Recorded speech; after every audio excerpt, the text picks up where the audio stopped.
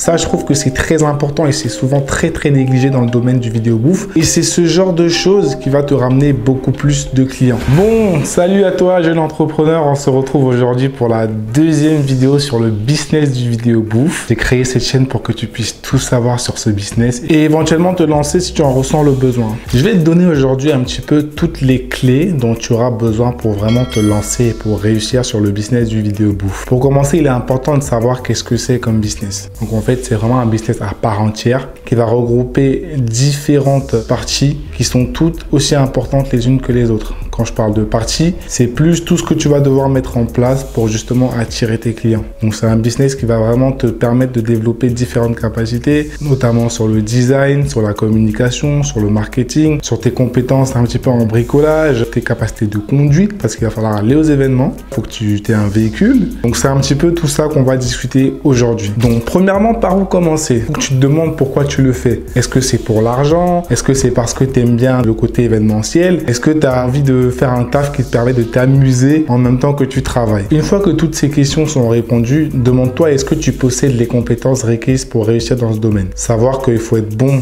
en design pour faire les filtres pour les différents événements. Il faut être bon dans le marketing pour attirer les clients. Il faut être bon dans le montage pour pouvoir faire un petit peu des vidéos qui vont faire le buzz sur la toile et qui vont te ramener des clients. Il faut être bon en conduite, comme j'ai dit. Il faut être un bon conducteur. Sachant que tu vas faire beaucoup d'événements en soirée, donc dans la nuit. Donc tu vas devoir également conduire beaucoup la nuit. Une fois que ces questions sont répondues, moi ce que je te conseille en premier, c'est de bloquer tous tes noms de pages sur les différents réseaux. Twitter, Instagram, Facebook, TikTok, YouTube. Également ton nom de domaine, parce que si tu projettes par exemple de commencer sur Instagram et que dans 6 mois tu vois que ça marche bien, tu auras besoin d'un site internet pour vraiment rendre ton truc un peu plus professionnel. Ensuite, tu vas te concentrer sur la partie matérielle et logicielle. Donc tu vas avoir besoin pour pouvoir assurer tes prestations. Savoir que ça a un coût. Je te dirais que pour te lancer de manière un petit peu correcte, tu dois disposer d'au moins, on va dire, 5 000 € de côté. Voilà, c'est un investissement qui est important, mais ça se rentabilise assez vite. Une fois que tu as acheté ton matériel, il faut vraiment que tu travailles dessus, il faut vraiment que tu fasses des tests, il faut vraiment que tu maîtrises ton matériel de A à Z.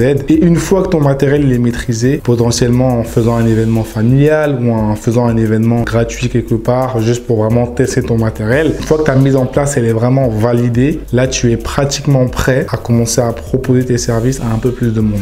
Donc pour proposer tes services, il faut que tu aies une stratégie. Tu dois avoir une stratégie d'acquisition des clients, donc savoir sur quel réseau tu vas prospecter, comment tu vas prospecter, qui est ton client cible et qu'est-ce que tu vas envoyer comme message de prospection. Et une fois que ça c'est fait, une fois que tu as le prospect qui est là, qui est devant toi, comment tu fais pour le convertir en client? Tout ça, il faut que tu y penses en amont parce que c'est des choses auxquelles on n'y pense pas. Mais une fois qu'on est confronté aux clients, on se retrouve à faire des erreurs bêtes et on perd des clients sans aucune raison valable. Parce qu'il faut bien que tu te rendes compte d'une chose, tu peux avoir le meilleur produit du monde.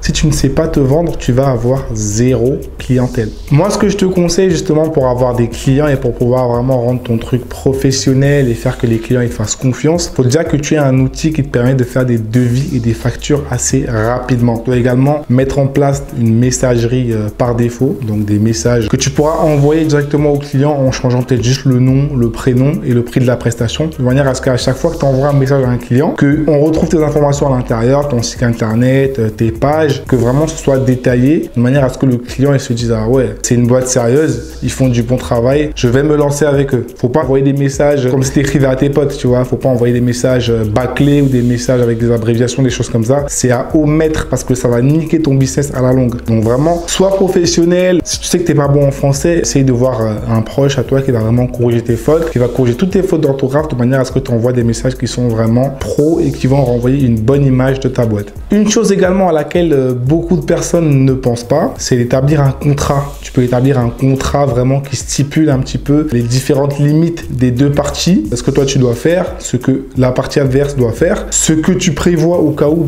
quelqu'un va briser ton matériel, va casser, je sais pas, ton téléphone, ou va casser la plateforme. Il faut vraiment que tu aies un contrat qui permet d'avoir tous ces paramètres-là qui seront pris en compte, de manière à ce que quand il y a un problème, on sait vers quel document se référer. Parce que c'est très bien de faire des prestations, de faire des locations, tout ça, mais quand tu n'as pas de contrat, tu t'exposes à tout et à n'importe quoi. Donc un contrat contrat peut être établi par un avocat indépendant ou voilà, tu peux faire un contrat et le faire valider par un juriste. Pas forcément quelque chose de long, tu fais un petit contrat bien détaillé, bien expliqué, de manière à ce qu'il y ait quand même une sorte de papier ou d'accord entre les deux parties en cas de problème. Ça, je trouve que c'est très important et c'est souvent très négligé dans le domaine du vidéo bouffe parce que les gens se disent que ouais, c'est un side hustle, donc en gros, c'est un petit taf à côté de son taf et qu'on va faire les choses assez rapidement. Alors qu'au final, les clients auxquels tu vas faire face, c'est les gens qui fêtent leur mariage, qui célèbrent leur mariage, leur anniversaire, etc. C'est effectivement des événements qui sont importants pour eux. Donc toi, si tu arrives en jouant petit bras ou en faisant une activité juste à côté et tu prends pas ça au sérieux, c'est pas forcément respecter ton client, quoi. Parce qu'à un moment donné, les clients, ils font des événements qui sont importants pour eux. Il faut également que nous, dans la mise en place, dans ce qu'on va mettre en place en termes de documents, en termes de matériel, soit à la hauteur de leurs attentes, quoi. Maintenant, l'événement est passé, le client il est content, voilà, tu as fait de belles vidéos. Qu'est-ce que tu dois faire par la suite? C'est très important cette partie-là parce qu'en fait, on se rend pas compte à quel point c'est important justement de communiquer sur ce qu'on a fait, sur le retour client, sur les vidéos qu'on a pu produire, parce que c'est ça en fait qui va te ramener tes prochains clients. Ce qui veut dire qu'à chaque fois que tu vas faire un événement, n'oublie pas